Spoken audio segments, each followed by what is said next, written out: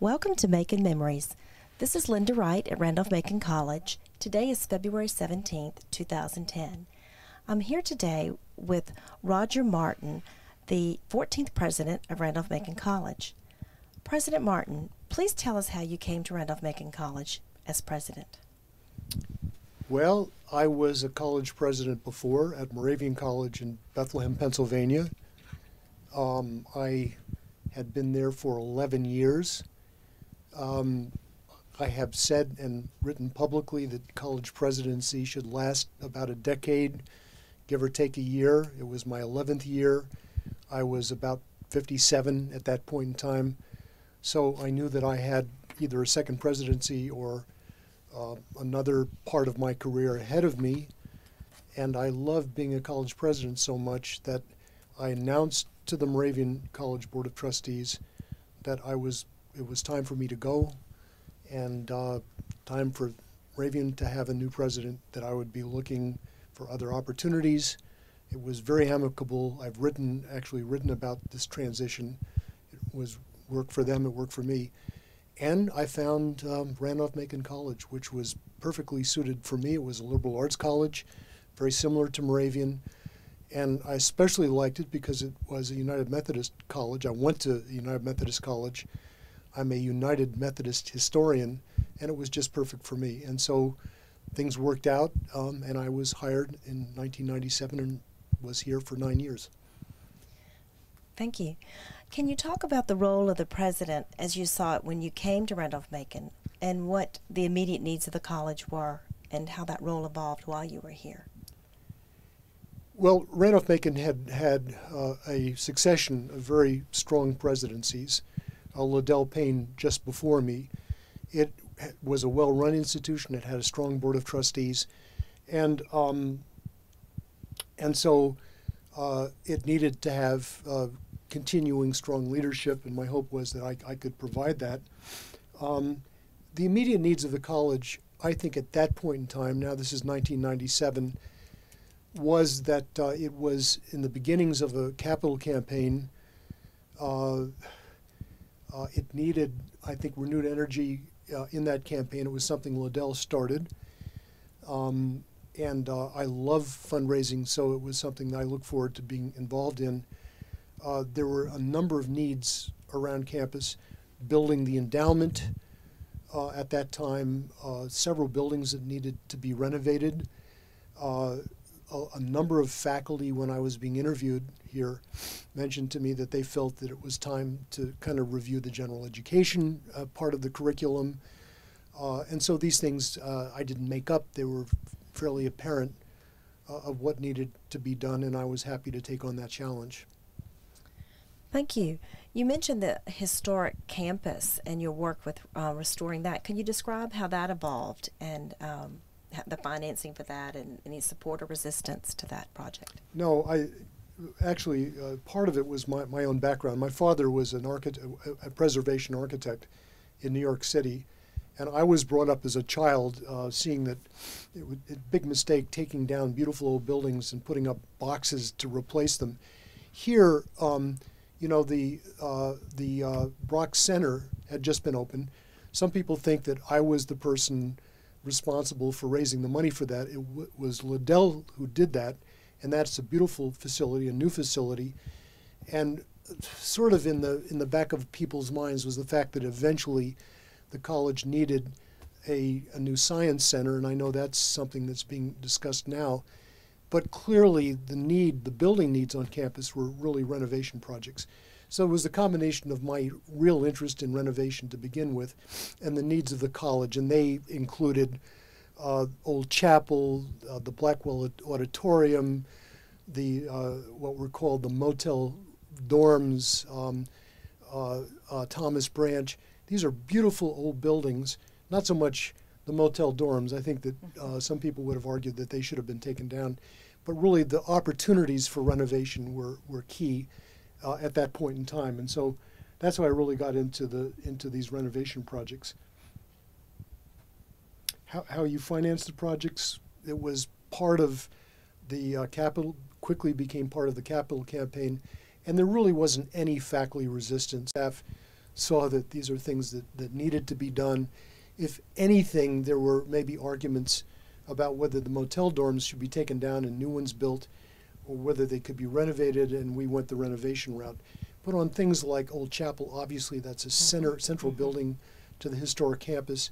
Thomas Branch is a beautiful residence hall that when I came here was only the first floor was being used. The top floors were vacant. Blackwell Auditorium was a building that would lend itself to performing arts center, or at least part of one. And that was high on the agenda of things to take care of. But there was really no resistance to any of these things. Having come here since those renovations have happened, they seemed like they would have been obvious. I mean, and they've been done beautifully. In your inaugural address, you said that in order to achieve greatness, Randolph-Macon must change. What were the most important changes you helped bring about during your tenure as you think back? Well, I have mixed feelings about change. I mean, on the one hand, traditional liberal arts colleges like Randolph-Macon exist to preserve tradition, and so you don't want to have change rapidly happening every year, whatever happens to be current, trying to change the curriculum around something like that. On the other hand, I think that colleges that don't change run the risk of just sort of becoming mediocre. So I think change is good, and I've always been a person who appreciates change and sees change as necessary. And I think that again, one of the things that again articulated by the faculty, or many people in the faculty, was that this might be a good opportunity to take a look at the general education program in the curriculum.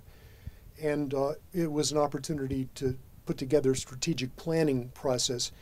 And so we went through strategic planning, and yes, that the general education part of the program became something that was very important, as well as other items that, again, became part of that capital campaign we were involved in.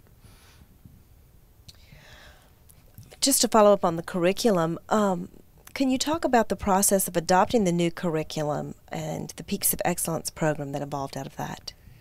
Yeah, it was a strategic planning process that was very simple. I borrowed it almost wholesale from a process used by Connecticut College, and I've written about this in a number of publications.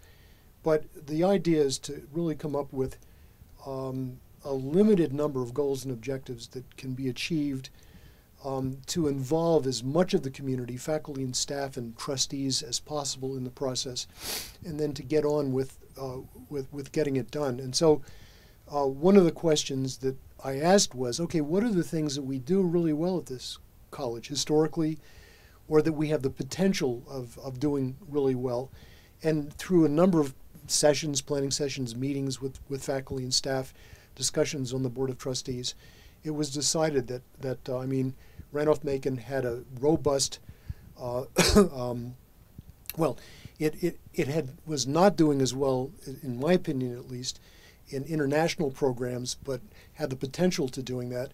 And besides which, having an understanding of the world is very important to a liberally educated person. And so international programs became high on the list of what we wanted to have as a peak of excellence. Internships were already being done here, and it was felt that the internship initiatives ought to be more energy put into that. This is a marvelous way that students who are getting a liberal arts education could actually take that education and apply it to something in an internship, which would open up job possibilities. So that was a second peak of excellence. And then the program we had here in research, the SURF program, the Student Undergraduate Research Fellowships, had been already endowed with a fairly large endowment. We were probably at that time one of the top 2 or 3 colleges in the country doing undergraduate research. And so that became a peak of excellence. And then we added to that because we were at that point looking at the general education program. We wanted to try to create a general education program that was different from what maybe other colleges that did, that could also become a peak of excellence. And I might mention that after we had done that, and this was really an idea that is much Rob Holyer, than the dean of the that embodied these peaks of excellence. And so the Thomas Branch Project became a thing where there would be residence halls on the top floors, but on the bottom would be a peak of excellence center where you'd actually have the international programs. You'd have at that time, the hope would be that you would house the person who was running the general education program. The internship program would be housed there. So the students could come to one place and they would have readily available to them all of these peaks of excellence. So that was kind of a neat thing we did as well. Thank you. And can you talk a little bit about the first year experience as far as the interdisciplinary aspect of the new curriculum? And that might have been Dean Holyer's input as this was really, I think, as the faculty met around this, I think the feeling by many of us, certainly was my case, was that freshmen don't always see how the liberal arts and science disciplines are connected. And they asked the question, why do I have to take these, what were really distribution requirements? Why have to take these distribution requirements? And so we thought about that, and we came to the conclusion that maybe in the first year it would be an idea to create a program that would give students an opportunity to see how psychology was related to, say, biology. And so we came up with these opportunities for faculty from completely different departments to really teach together around a common subject. And we decided to create a lot of flexibility in that kind of program. What was a nice thing about that, it was also an opportunity for the faculty faculty from one discipline to really teach with faculty from another. So it was also a program that could become a learning experience for the faculty as well. And so really this kind of general education program was really kind of devised by the faculty itself with the help of Rob Holyer and many of my ideas. And I've always believed in team teaching and interdisciplinary teaching because of my own background as a historian, but also as a historian who also often brings in sociology into a lot of what I write about historically. Thank you. Changing the subject a little bit on a more personal note, in 2000 you were diagnosed with melanoma. Can you describe how you were able to continue working during that time and the response of the college community? Well, one of the only good things about that cancer was the fact that and it was very touching to me when I think about it, is in 2000 when I was sick and when I don't think people realize this, but before I went to Johns Hopkins for my treatments, I was told that I had a year to live. When melanoma, it was a skin cancer 2 years before on my earlobe that then went to my lungs. And when it goes internal like that, the chances of survival are not good. And I was told by my oncologist here when that happened, and the tumor was removed and came back again, that I only had a year to live. So it was a very difficult time for both myself and Susan. The faculty were absolutely, and staff were wonderful about that. They knew that it was a difficult time for me. They knew I had cancer. They knew I was being treated at Johns Hopkins. And it was like a second honeymoon, you know. They were just very gentle with me at faculty meetings, and they respected my privacy, all of these things. It was, I couldn't, when I was going through the treatments during the year, it was very difficult for me sometimes to function as a president. Rob, can we stop a second? President Martin received a cell phone call at this point in the interview. When he returned, I resumed the interview by repeating the question concerning his experience with cancer.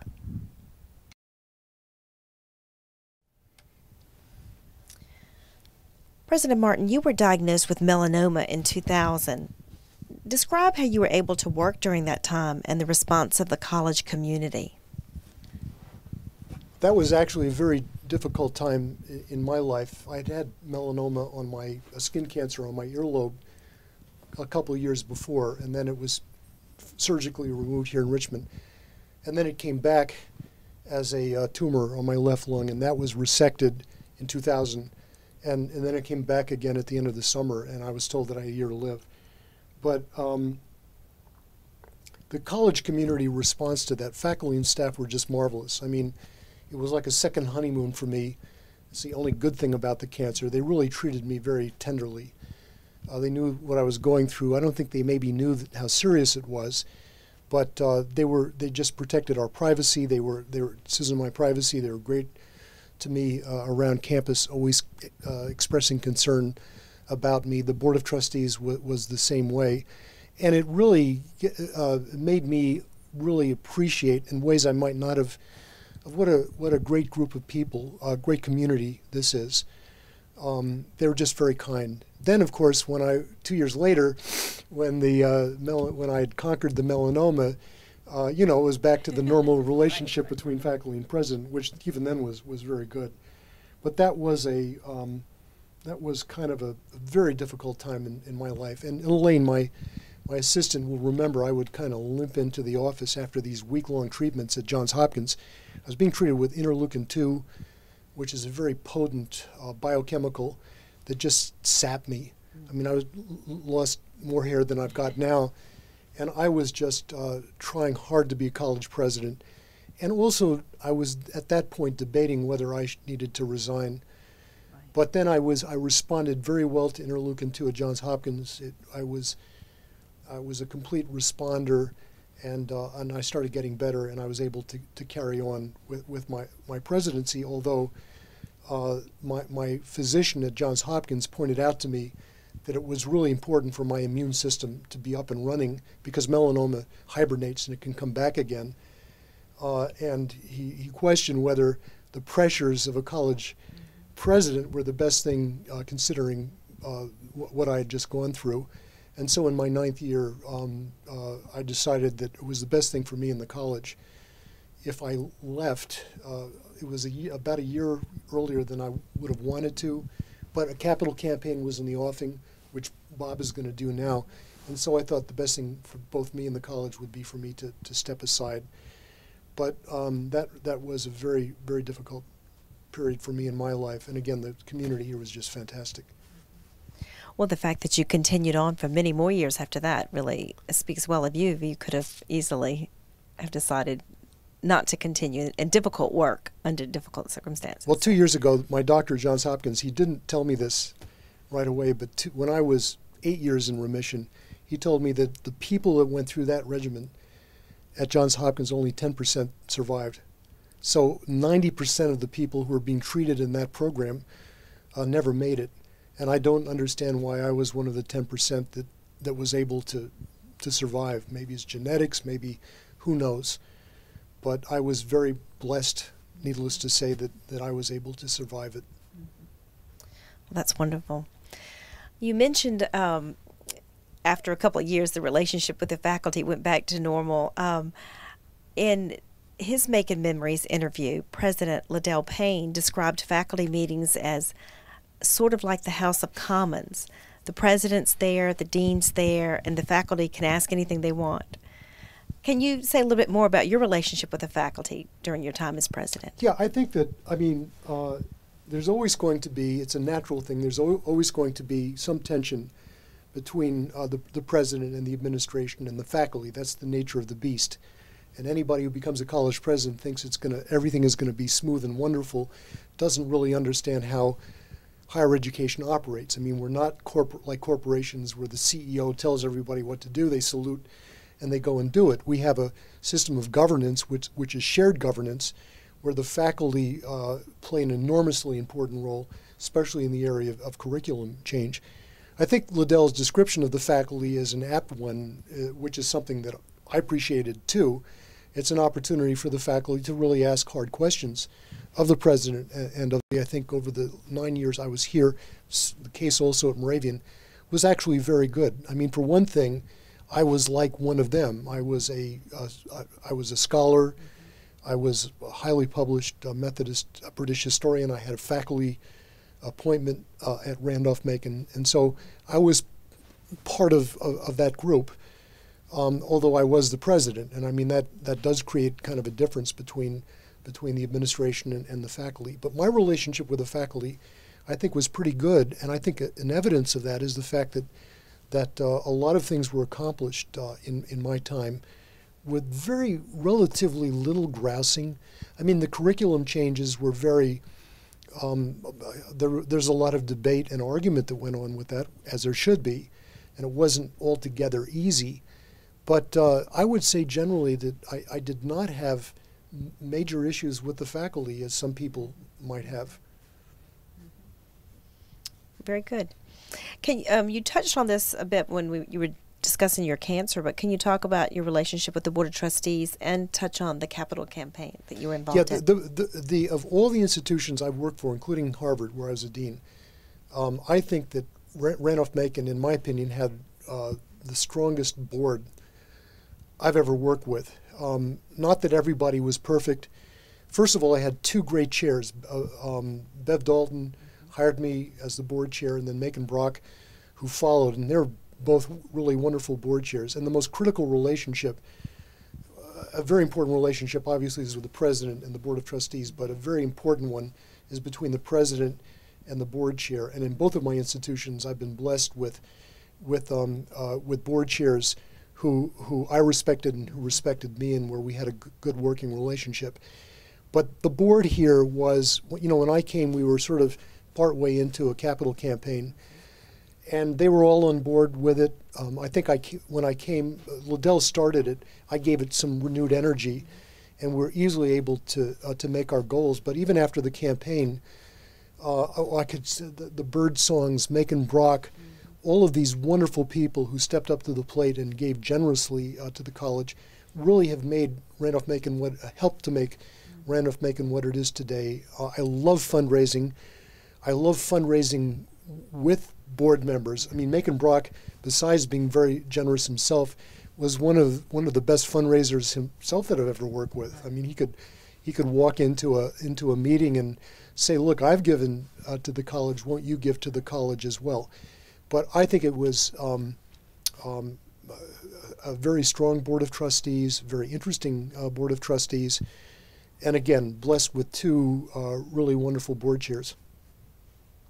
That's great. Can you talk a little bit about your sabbatical at St. John's College in 2004? What made you decide to relive a freshman year experience, and how did that affect you? Well, normally the couple times I've had sabbaticals because I've been actively involved in it as a British historian. And in the past, my sabbaticals would be to go back to the United Kingdom and work the archives, which, as a penalty to me for going to Oxford, were located at Cambridge University. But I decided for my last sabbatical leave in 2004 to do this kind of zany project I got into. I'd become, as a college president, very interested in the first year experience, the freshman experience, in part because my own freshman year was so difficult, not because of the college I went to, and I write about this in my book, but because I was kind of an immature high school student, and I was very homesick when I went to college. But I've had a very special feeling for students for making that important transition from home to college, and I become really interested in that as a subject. But I think at a subliminal level, and I didn't really realize this until I had, you know, one of the things I did at St. John's is I went out for crew. I'm 61 years old, and I'm rowing with 7 high testosterone teenagers in this boat. And kind of when I was racing at the end of this, I'm wondering why I did this.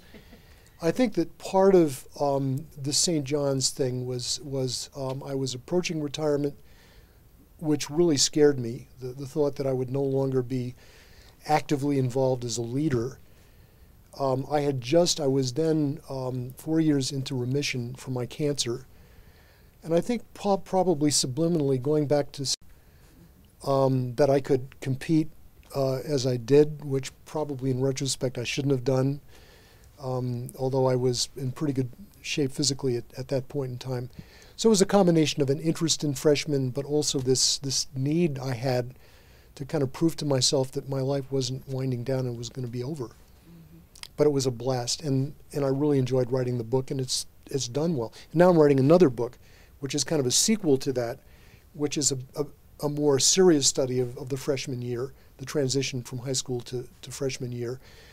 And one of the things I've really missed about Randolph-Macon are the students being on campus. And my bet is that Liddell and Luther White and presidents who've been here, when they retire, would say, those who were not able, well, Luther became a college president again, but would say that what they miss is not being on a campus and around students. And that's certainly been the case for me. This book now is a great excuse, because I'm doing it on 5 college campuses, to get back to interview students, to be back on a college campus. And I mean, just coming back today and walking around here and seeing these young people around just is what it's all about for me. And I miss that very much. Thank you. You mentioned that you are a Methodist historian. Yes. Can you talk about the college's relationship to the Methodist Church historically when you were president and where you see that headed? Well, this was an important, one of the reasons I really was interested when I was being interviewed to come here. I am not a Methodist myself, but I was, when I was at Oxford, I was in John Wesley's college, and I wrote my thesis in large part on the Methodist revival. And so here's this opportunity to become president of, I was looking for a liberal arts college, but not only that, it was one of the 2 original Methodist colleges in America, the other one being Wesleyan University, which is no longer, founded by the same people. You know, Stephen Olin, who was the first president here, became president of Wesleyan, their second president. So there's this relationship. Now, Wesleyan is no longer Methodist college. I mean, John Wesley would be amazed at Wesleyan is a very different kind of institution. But this was still a Methodist college. So as a historian, a Methodist historian, that was one of the things that attracted me to Randolph-Macon.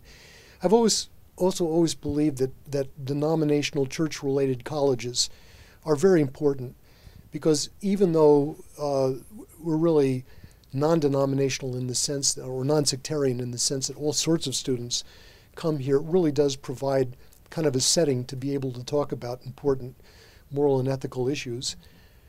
Plus the fact, John Wesley, you know, the Methodist Church was founded at Oxford in a university environment, and I've written about this while I was a president here.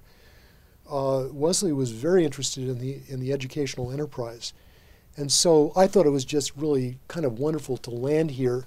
And I thought the Methodist connection, first of all, because of the history of this place, was very important. But I thought also to promote it was very, very valuable to the kind of place I wanted Randolph-Macon to be and become. Thank you.